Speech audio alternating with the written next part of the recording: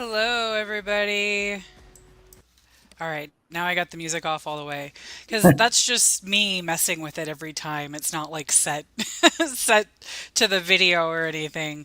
Uh, Hello, everybody. I hope everybody is having a fantastic week and Wednesday. I am Jessica for Justice, and then I have my good friend here, Raul, also known as Catch Lisk. And it's so I don't want to say it's funny, but I don't get anxious before anything else that I do. I stream, I've been streaming a lot now.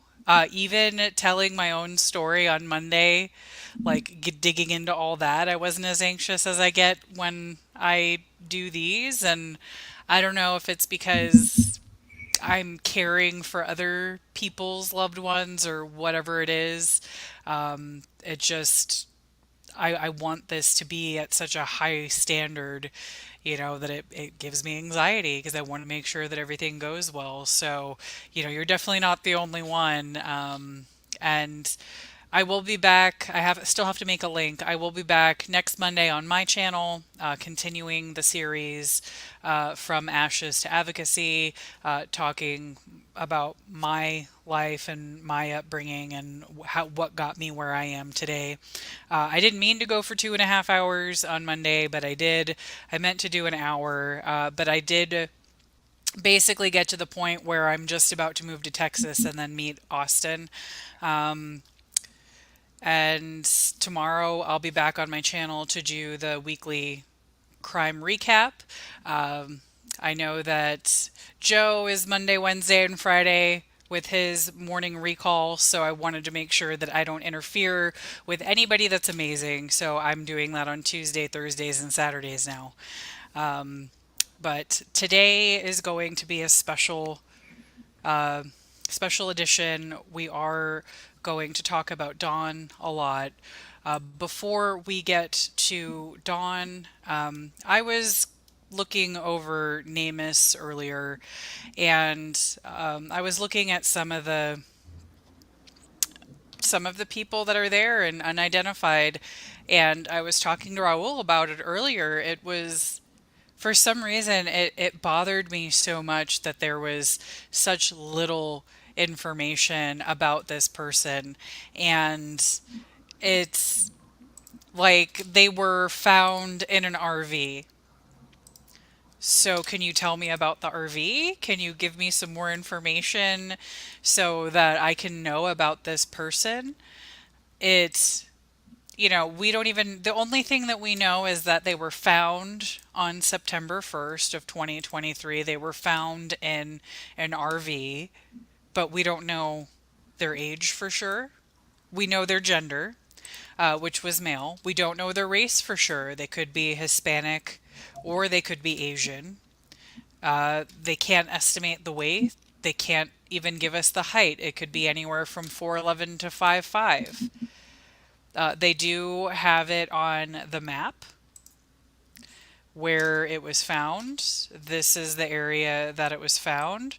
So it's surprising to me that the area that it's found, uh, somebody could be in an RV for long enough to become a skeletal remains. This is in downtown Houston. This is the area I'll show you on the map. This is not an area that is hidden.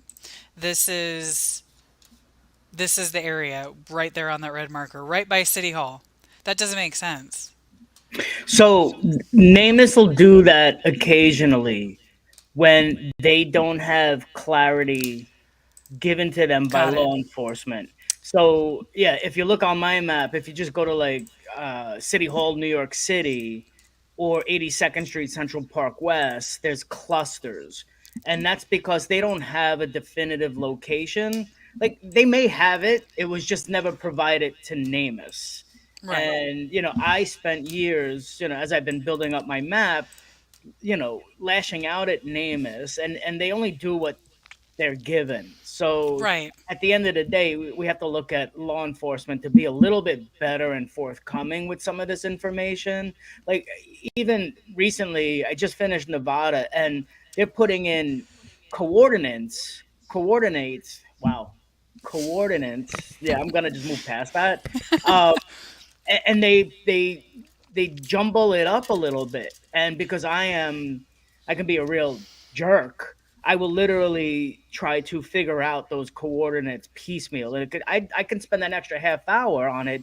Meanwhile, like on that dough, they have the town and the zip code, and that ought to be okay enough, but it's never enough when you're looking for someone, or Right. you're doing it on their behalf. So I understand your frustration, my friend. Yeah, like looking through this, it's just like, man, Raul has thousands of people that he's seen like this, and it's so upsetting to see. And like, you can't even give me the coordinates. Like, how am I supposed to, how is anybody supposed to figure out that this is their loved one that's gone missing? And the only other information that they have are remote gunshot injury and repair of the lower right leg may have caused a limp or other change to their gait. That's it. That's all the information Yeah, that is and given that's on this. and that's kind of ambiguous, right? Because you don't know if that was part of the reason for their being deceased, or if it was something much earlier and they've lived with this. Like, there's just not enough specificity. And there have been two federal laws that were passed that given more structure on requirements for this, but there's no accountability to it. So whether it's a time period to get things to name this, or whatever, there's no accountability should they choose not to. And that Right. is insanely frustrating for someone like me, that I have probably 9,000 unidentified on the map, and I got 7,400 more to go before I have the entire country on that. And I've seen things like this, that have driven me mad, because it's so frustrating. I've slammed my laptop down, I've thrown it to the sofa, I sat there and cried, I screamed at the wall, and I started again the next day, because that's all you can do. But this is how, for me, you know, an unidentified, a doe, means so much to me, that you carry these people with you, and anything that can be done, uh, you know, I will do. Like, I'm going to put this dough on the map, if not now or tonight, but definitely by tomorrow, because it's now important to me. And I can't just see something and move past it. Like, I see it now, I gotta embrace it. I gotta bring them into the fold. And I think I've said on, maybe on Joe's show in the beginning, or on Jay's show, or on Christine's show that I did, my first show. Um, Sometimes I'm the only one that looks at these people in years, and that's kind of sad and endearing at the same time. So Right. go ahead, though. Sorry. No, it's you want someone to be there for them. You want to help them find their loved one. You want their loved one to find them. And it is very frustrating to see that the place that's supposed to help that doesn't have the proper information. And, this is, I have spent a lot of my time with families of unsolved homicides and things like that, but I've just started getting into NamUs and these sorts of things because of the work that you do. So now I'm experiencing what you are, and it's definitely eye opening to go through that. And I feel like at every level, I continuously am let down by a system and things that are supposed to be out there to help us. It's disappointing to see that it's not in there. And I understand that, but it's things are short staffed. We don't have enough, like even the FBI can't get data from local law enforcement agencies. Only 50% report, so FBI numbers are inaccurate and things like that. Police are understaffed. It's We have the perfect storm of all these things, so I can be upset that this isn't complete, but it's also there's so many variables that go into play that cause these things, and there's so much stuff that we have to fix. And that's a great area of opportunity for advocates to leverage social media to leverage the general public so that we can go back and look at like laws like Billy's law and add amendments to them that have accountability, that have structure around the timelines, the time periods, and the requirements necessary for the public to do some of the heavy lifting. I'm sorry, there's a lot of light coming at me right now, Oh, you're fine. but Oh, and I it's just realized that I have Charles Manson back here looking at me. I'm good.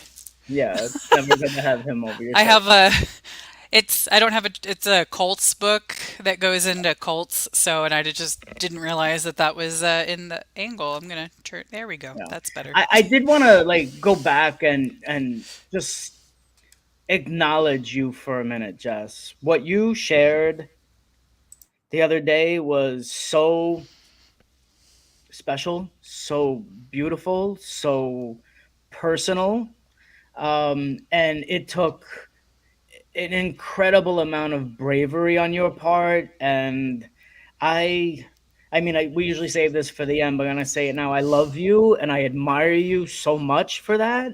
That's incredible bravery. I thought, like, could I ever express all the things that went on in my life publicly like that? And I don't think I have that courage. So what you shared the other night, and what you're going to continue to share is absolutely, um, I don't want to say soul shattering for me because it hurt my heart, and I wanted to reach out from here in New York to where you are and give you the biggest hug. But I love you, and I'm so fucking proud of you. Thank you. Thank you. Yeah, it was really important for me to share all of me because one of the things that I really try to do is to be as open and transparent as humanly possible with the trauma that I've gone through. And my trauma is also a part of me. It's a part of who I am. And, Austin was a big part of that trauma, but there was so much more that happened prior to Yeah. that. And it's important to me that that little girl is seen that wasn't heard back then, and there was nobody for me to turn to.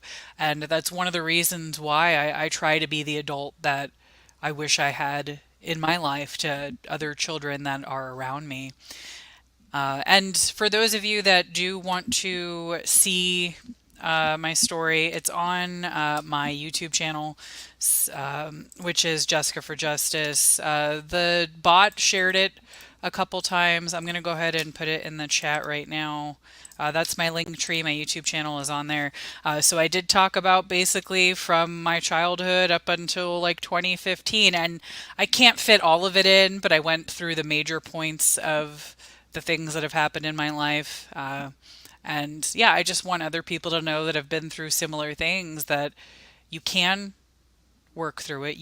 There is another day on the other side. You can do better because I never thought that I would be the person that I am today. I used to be terrified of talking to people. I used to be like, I never thought that I could be an advocate for other people. I couldn't even be an advocate for myself. So the fact that I'm doing this now is huge. I feel like that I allowed, I don't want to say allowed. I didn't allow these things to happen to me, but I was prime prey for some predators. And I think it's very important that we discuss those things so that we can help other people see the dangers that are out there. And so well done. Like, I'm letting it stand at that. Thank you. If anyone wants to understand what I mean, then go watch the replay on that and then set a reminder to watch the next one because it is special. It is how incredibly impactful advocates like Jessica are created out of the trauma, out of the fire, and much like her opening from ashes to advocacy, it really doesn't say enough, that title. Like, there's so much more to it, and it is, again, just a blessing to call you friend and to watch you grow and to partner with you. I want to see you thrive in every way, shape, or form. So um, you got me forever, kid. Sorry. Well, I love you and I'm glad to be stuck with you. And I'm honored to be here tonight to honor Dawn and share her story, and it's to be here with you every week and share something so special with you it is truly an honor for me to be here. Yeah, I mean, I was told that these shows will get easier to do when they just become sort of perfunctory, and you prepare your write up, you prepare pictures, whatever, blah blah blah. But no, no, it's literally the opposite. It's getting harder and harder, because these lives matter so much more. And even before going into Dawn, like this Doe's life that you were sharing earlier means so much. Like I already have up one of my newspaper accounts trying to find any kind of publication about the discovery of this. And I hear RVs, and I think of all kinds of things. Recently I did Louisiana, so there was a lot of Hurricane Katrina and a lot of RV victims that drowned. And trigger warning for anybody watching our show: we do talk about adult content, so if you need to break away, please do take a step away, breathe, and just be able to participate at your pace. You can always catch us on the replay, um, and just being safe and in your safe space means our space is a safe space, and that's so important to Jessika and myself. Like it really is. Where are we going? Is it my am I going or It is all yours and all about Dawn now. yeah, I wasn't ready for that because now I have a lump in my throat. But all right, so um, some of Dawn's family is in the chat, and yeah, that adds a whole lot more pressure for me. I've always become very attached and committed, to missing persons, to the unidentified, to everything that I've done on my map. And yet there's over 11,000 people on my map, and sadly, tens of thousands more to go on it. But each one means something. And sharing Dawn's life right now on a night that's going to be devoted to people named Dawn, because after this, there's the Seeking Justice show on the anniversary of Dawn Pacella's, in my opinion, murder. So after this, please go follow us right into that show. The link will be in there sooner or later. But Dawn Michelle Holt has always had my interest, um as far as you can be interested in this, and for a lot of different reasons. So I struggled really hard today.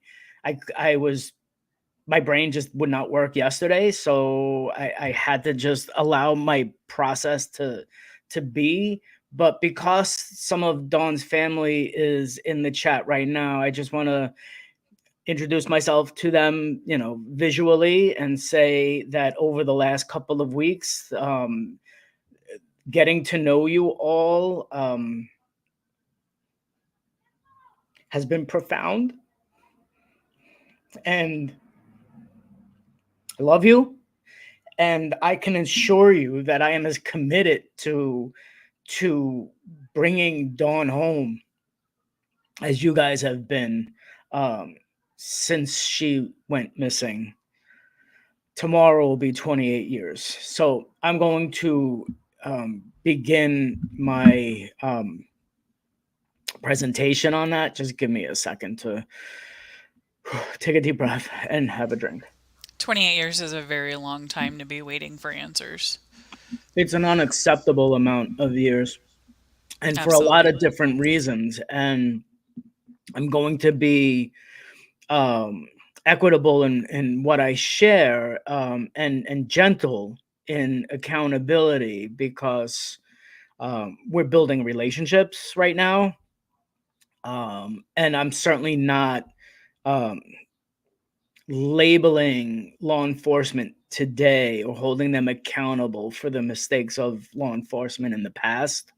But we have to acknowledge it and we have to move forward from it, and not hold accountable but move on. And in a way, it's so much similar to everything that's gone on recently in the Long Island serial killer case, where Suffolk County of decades before has been so counterproductive that now it's been such a unique change. And that's the benefit of new eyes and new leadership and new public commitment and awareness. So I'm going to present this now. Let's see if I get it right, Jess.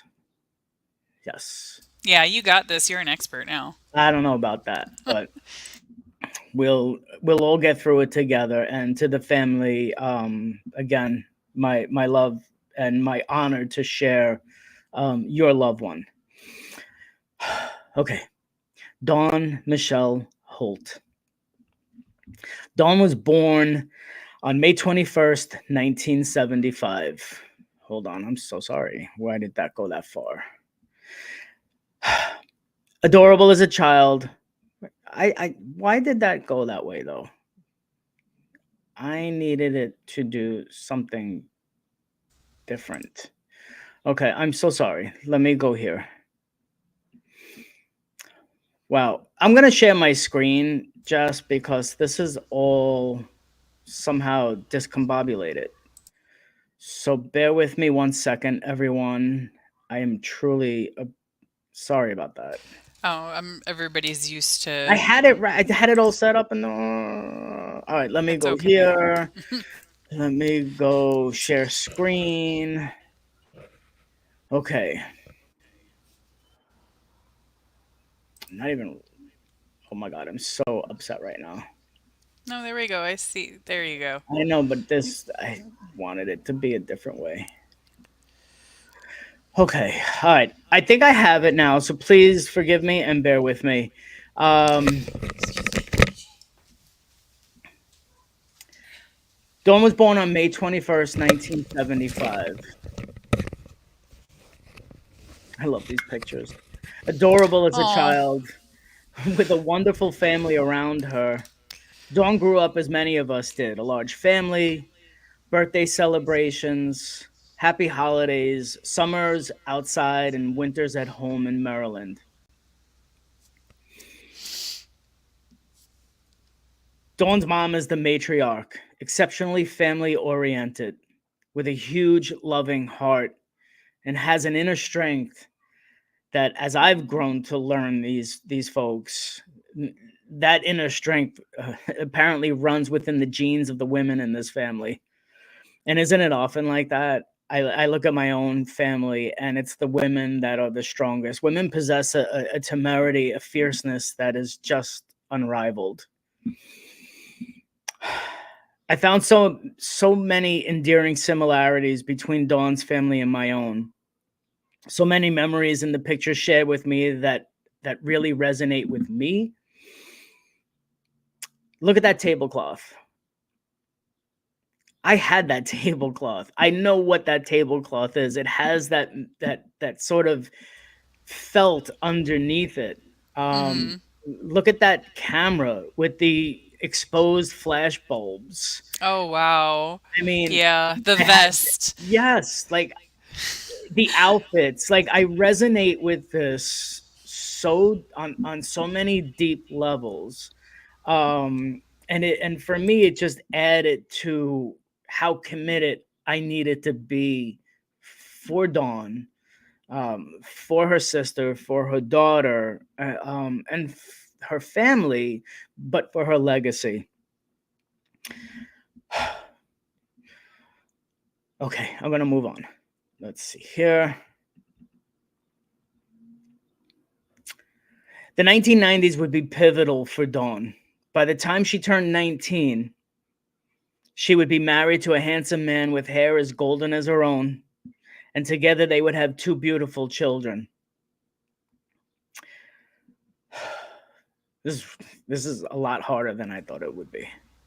You got this. And she's beautiful. She's One of beautiful. the one of the things that I kind of miss about taking photos back then is you would save photos that we wouldn't save today because we didn't know how they were going to turn out. Like my first communion photo, like my mom's like in the middle of eating something and I'm making a face. And like, the kids sitting at the table and eating, like these are things that I feel like we don't capture when we do photos today. They're not as candid. So for her beauty to shine through in her wedding photo and these other photos where they're just candid shots, that says a lot. She was a very beautiful woman. I think we relate to it. I mean, I relate to it because even the chair that she's sitting in right now, Hmm. that hard plastic, it's stuck to your back. So Yes, yes. these are the little memories that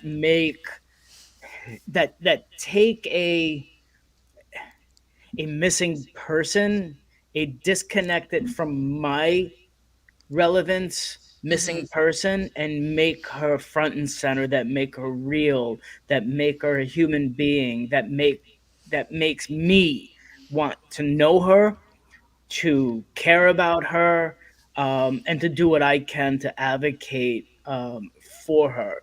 And the story as it's going to progress is deeply personal to me now, and I feel like I've been at these parties. I've been around people, like Dawn, who had a daughter in this picture, or sat there in the backyard, or all of these things. Like this picture now that was shared with me, it's a picture of Dawn and her daughter.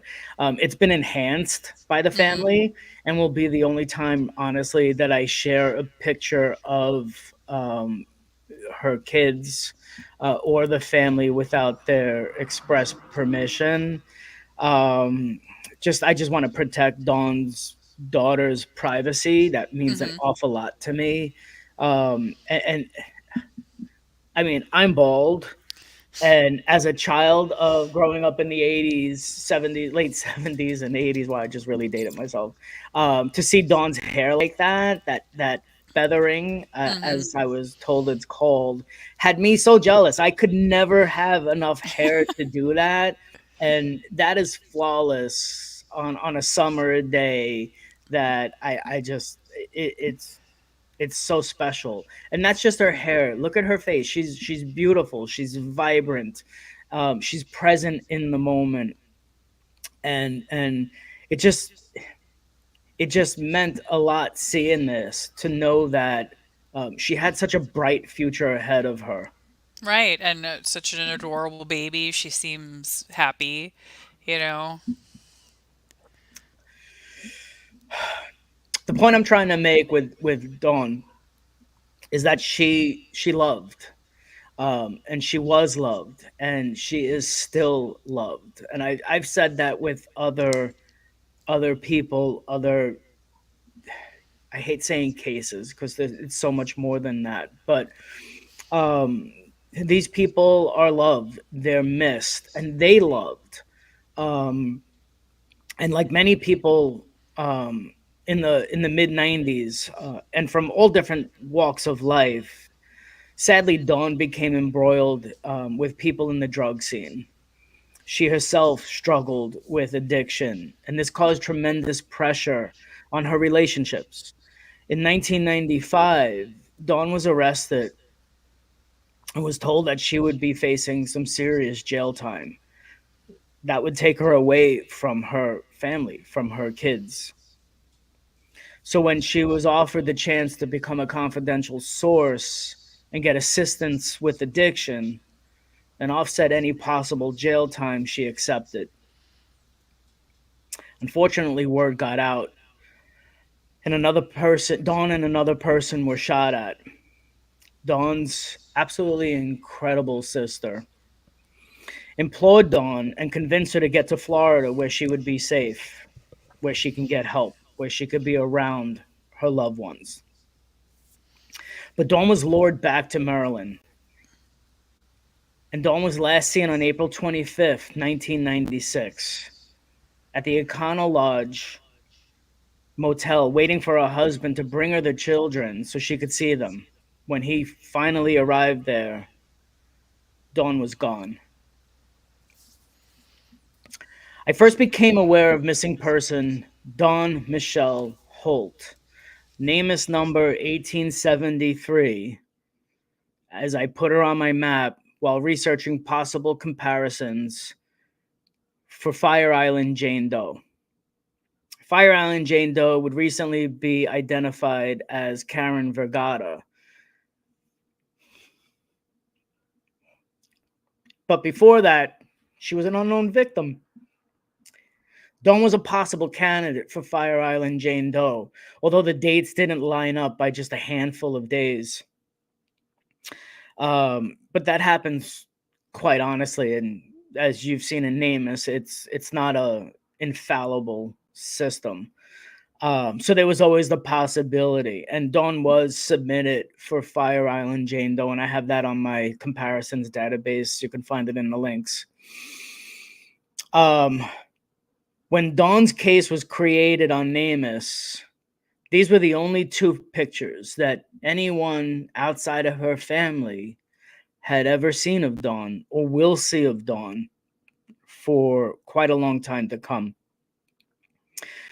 Dawn's NamUs page was created on April 14th, 2009. And this is all the world knew about Dawn. The only images of her shared on missing persons flyers and the list of database sites. Now, two researchers that I have profound respect for established a relationship with Dawn's sister, and they kept in touch over several years.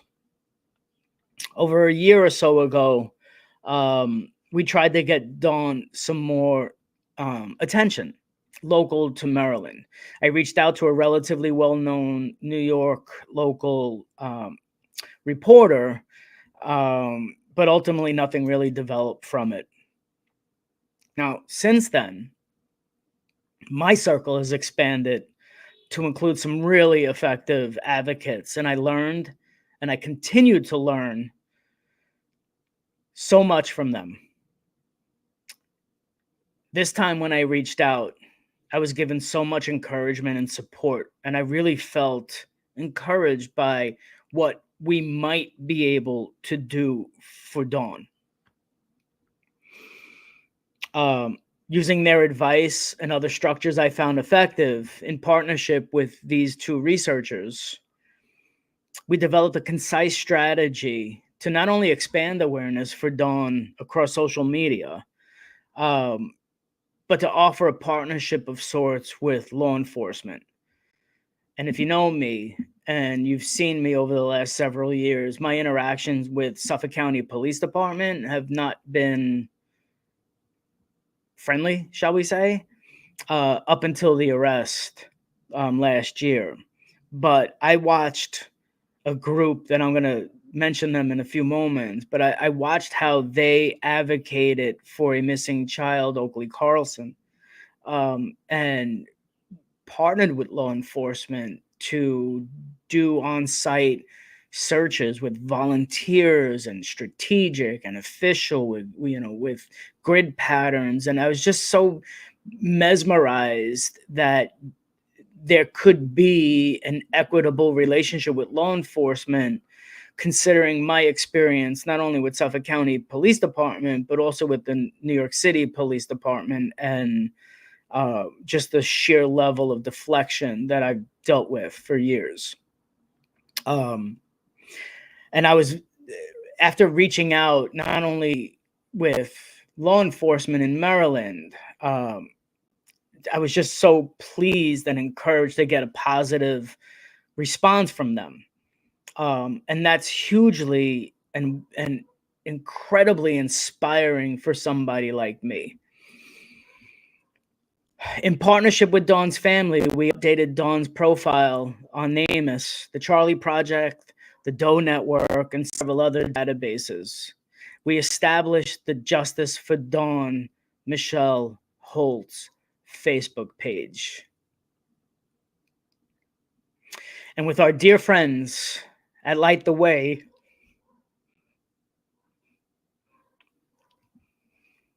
and I really do appreciate them.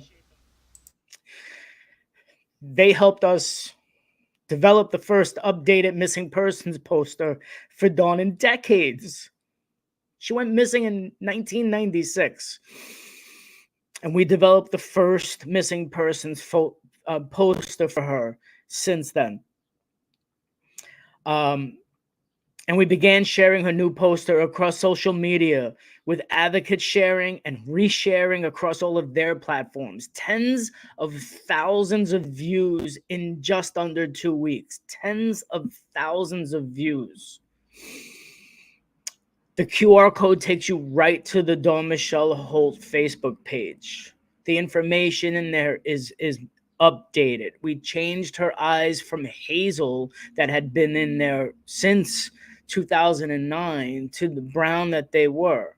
We changed her height from 5'2" to 5'6" to 5'7" because she was, I mean, everybody's taller than me, but she was a tall young woman. Um, and one of the enhancements we did sort of age progressed her somewhat, so we added that in, because if Dawn is out there, this might be what she could look like right now. You're doing such a good job, and the flyer is great. I'm really glad that Light the Way has been able to help with this. And this goes into what we were just talking about, the issues with the system. Her height's wrong, her eye color's wrong, and it took decades later and you guys to come in and fix it. Light the Way, Shannon Tates, I adore you both.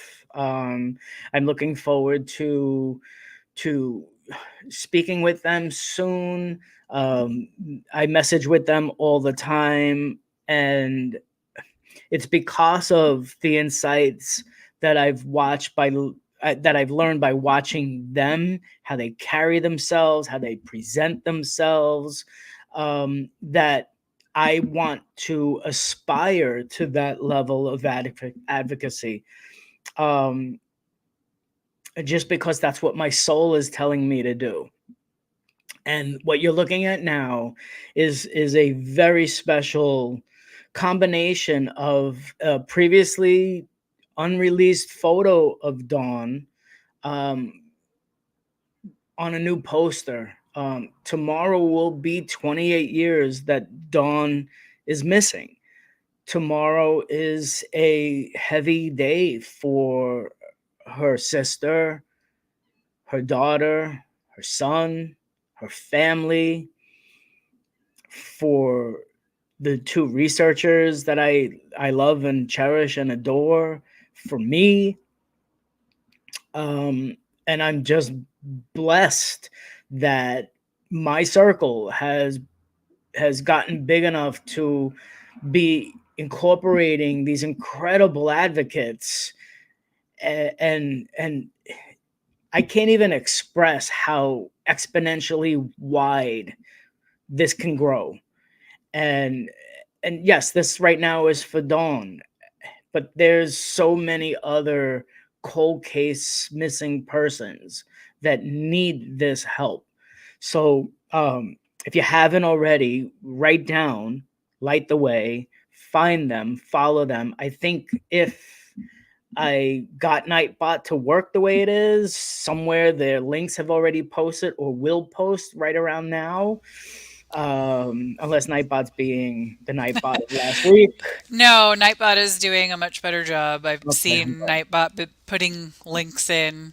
Uh, yeah, a Nightbot's being a nice bot this time. But I'm gonna leave this picture on for a while because I just want to go a little further. Dawn is technically missing, but is Dawn missing? Or did Dawn fall victim of an orchestrated crime? A crime meant to silence her and punish her for informing on some seriously bad people. Over the years, Dawn's sister relentlessly gathered information, did the work, that law enforcement at that time seemed reluctant to do. And in my experience, all too often, we see people that have become marginalized, whether it's for drug addiction, for survival work, for being a person of color, for being a person of financial limitations. They have become less important to an agency at that time. I'm not going to blame law enforcement at this time because they are engaging with us. But at that time, resources were thin, training was thin, abilities and commitments were thin, and that's why it's so important for advocates now to build these relationships with law enforcement, to build equitable, fair, ethical relationships with family members, and be open and accessible to them, so that we can do these little things that we managed to do in a couple of weeks. Update her name is page, update her Charlie Project page, get new flyers out there, get tens of thousands of views and sharing of Dawn. Whereas the only image prior to that was a black and white photo and a blurry, grainy color photo. We now see Dawn in a whole new light with life and vivacity around her. Is that a word? Could be. It is now. Um, but just showing Dawn as the incredibly beautiful human that she was and was most likely denied to develop into. Yes. Yeah, it's and law enforcement was much different a few decades ago. And we do have some old school thinking law enforcement still. I have met plenty of wonderful, caring, empathetic uh, law enforcement, detectives and all sorts. But it definitely was a huge issue. It kind of reminds me when a police chief of a smally populated area said that it's rare that in homicides that there's innocent victims.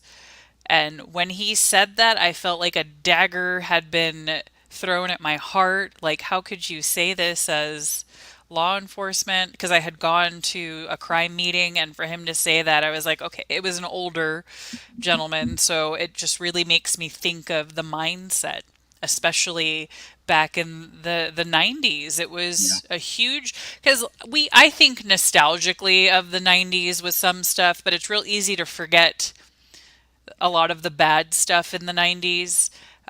It was tough being a woman in the 90s. It was very tough on crime, especially the war on drugs back then. It was much harsher than it is now. That's for sure. So there's so much to like sit back and really think about. That was this perfect storm for this to happen and the way it was handled. So I'm glad that we as a society and law enforcement have come that far. We still have a lot of work to do, but we have come a long way with that, but we still have lot to do. We do, and it's a lot of it is acknowledging. It's acknowledgement, right? It's understanding and recognizing that yes, Dawn became addicted to drugs. Um, Dawn was not present for her children or her husband, but Dawn was still a person, um, a, Absolutely. a flawed person, no doubt, um, and and and in dangerous situations with dangerous people. But Dawn was still a person. She was still a mom. She was a wife. She was a sister. She was a daughter. And she was denied the opportunity to change that. Yes, denied. That is the perfect way to say it. Wow. Everybody deserves to have the opportunity to be a better human being. I know that when I was younger, I was not the best person. And typically, people that self medicate, there's something else going on. You don't just get addicted to drugs just because there's something going on mentally, or there's something traumatic that happened that you're trying to deal with. So I'm glad that also society's looking at drug addiction differently because, it's if you look at Intervention, the majority of the people on that show had something horrible happen to them when they were younger or some trauma, and we all handle it in a different way. My 600-pound life, it's the same thing. Hoarding, the Hoarder show, it's all of them have trauma, and it just has to do with how we deal with it. And to just sentence somebody that they're not going to be able to do better in such an early life is, or early age, is definitely not the right way to think. Yeah, I mean, drugs have ruined more lives, exploded more families, and have left more generational trauma that goes untreated, ignored, or swept under the rug, and only discussed in hushed whispers. Um, but there are resources for families, for individuals to learn coping mechanisms so that they too can adjust and learn to find paths to thrive. I put links in the show notes that are there. There's a few links, especially in Maryland area links. But as for me, as a researcher, as an advocate, I become attached to the missing person or the unidentified person, but I pass no judgment. I pass no judgment on lifestyles or circumstances of any individual. And I look back at my own life and I'm like, I'm blessed to be here right now to do what I do. So I can't, I could never fault anybody. There's something I'm just gonna go off on a slight little rant a little bit, and um I don't know. I'm just gonna go with it. Go for it. I rant all the time. Yeah. Um, Recently there was a documentary that came out about the search to identify a doe called Mostly Harmless. The researchers and the people Mostly Harmless encountered formed their opinions on him, on their experience interacting with him while he was alive and on the hiking trails along the Appalachian Trail. Um, he called himself Mostly Harmless.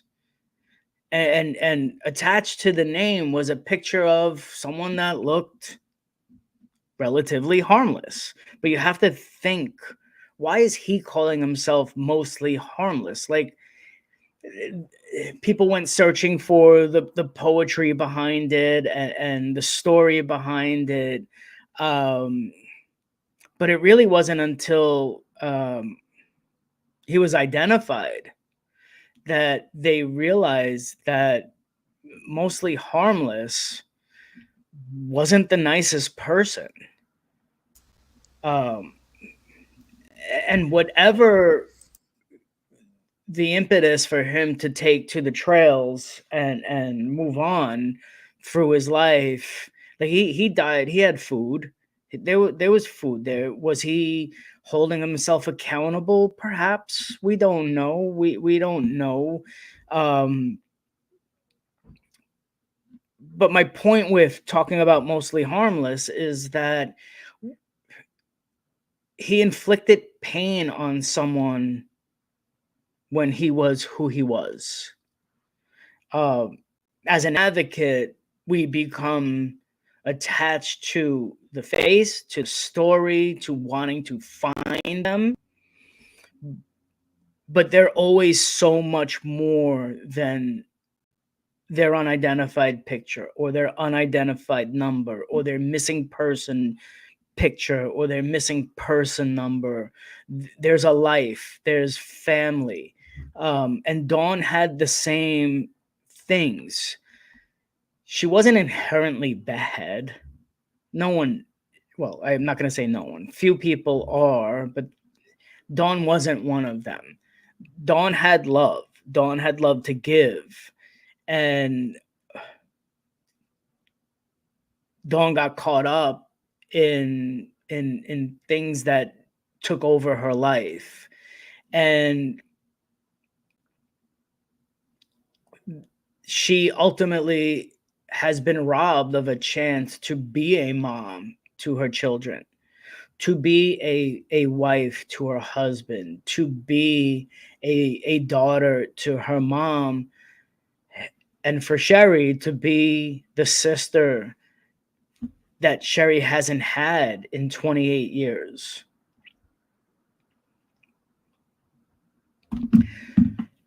Having gotten to know Sherry, and Dawn's daughter and some of Dawn's friends, they're beautiful to me, and I love them.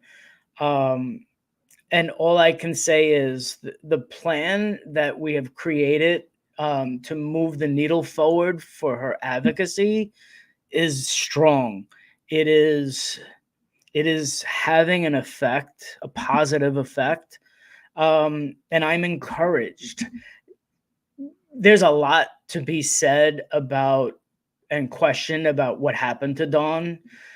Some sites show her as having been a victim of foul play, um, without casting my opinion on that. I think that avenue absolutely must be explored, and we cannot do it without the partnership of law enforcement, who I truly believe is in the chat or watching tonight or will watch the replay. And to those folks, we're blessed to engage with you. We're committed at a much more deeper level than a YouTube show or a tweet, or a Facebook group. We're committed to something Sherry told me once. Bring her home now. And that's what I'm committed to do. And I know that the two researchers that are a part of this are committed to it. I know her daughter's committed to it.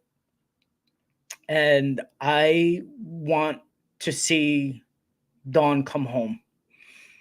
Let law enforcement do their job and bring justice for Dawn. That's their job. They have the badge, they have the skill set, the experience, the knowledge, and the resources. I consider it my job to represent Dawn, to put her out there, and to gain her awareness and attention, and to provide resources for her family should they want to talk, should they want to face a lot of the realities that may present themselves to her. And never closure, because there's never closure. She's gone, she's not here.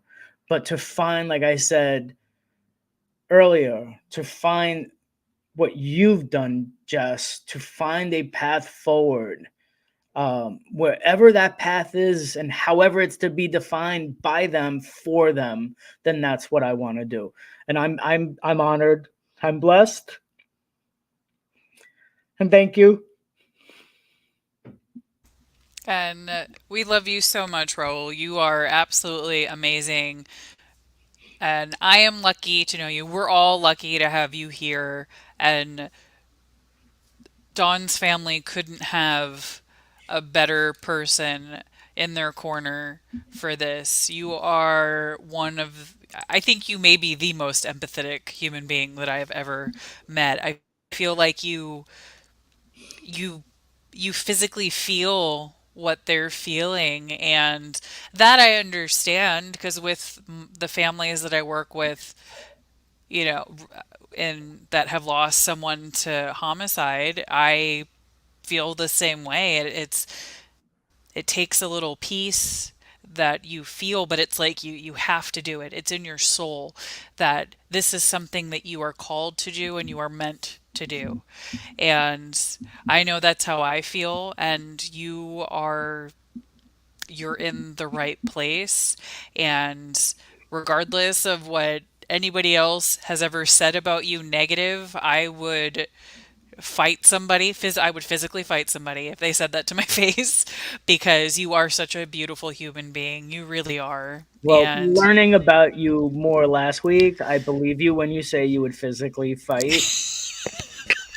So Uh, I I yeah, I love you. I am going to jump out because I just want to prepare for talking about Dawn of course. Pasella now. Yes. The second half of the Dawn Day. To everyone in the chat, thank you. To Sherry, I love you. To Dawn's daughter, I love you too. To those researchers, I'm nothing without you. Um, to Jess, you force me to do this every week. I hate it on Wednesdays. I absolutely despise it on Thursdays, but on Fridays I'm so motivated for the following week again. So thank you. I love you. I I love love you too. everybody. We'll see you in just a few minutes. Everybody, after this, Raul is going to be participating in Seeking Justice. I'm going to share the link again. Raul, please go prepare. I will close out for the last couple minutes. Love you. Bye. So I appreciate you all being here so much. Yeah, unfortunately, I don't know. Raul has some people that don't like him because of the work that he has done with the list case.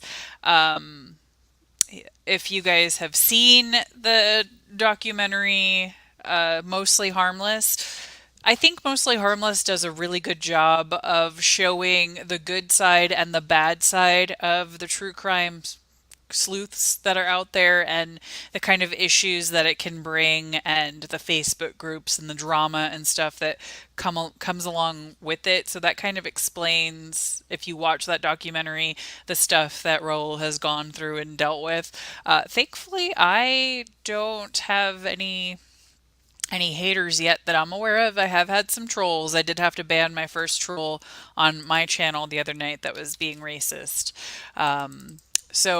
Again, I will be streaming on my channel tomorrow morning at 7 a.m. Central, 8 a.m. Eastern with the weekly crime wrap up, talking about the things that have happened in crime this week. And then on Monday, I will be continuing my series of Ashes Before Advocacy, and now we're going to head over to Seeking Justice. They're about to get started, and we want to see. We're going to continue with Raul, finishing up Justice Wednesday. I appreciate you all being here so much, and I hope to see you all next week. Thank you again.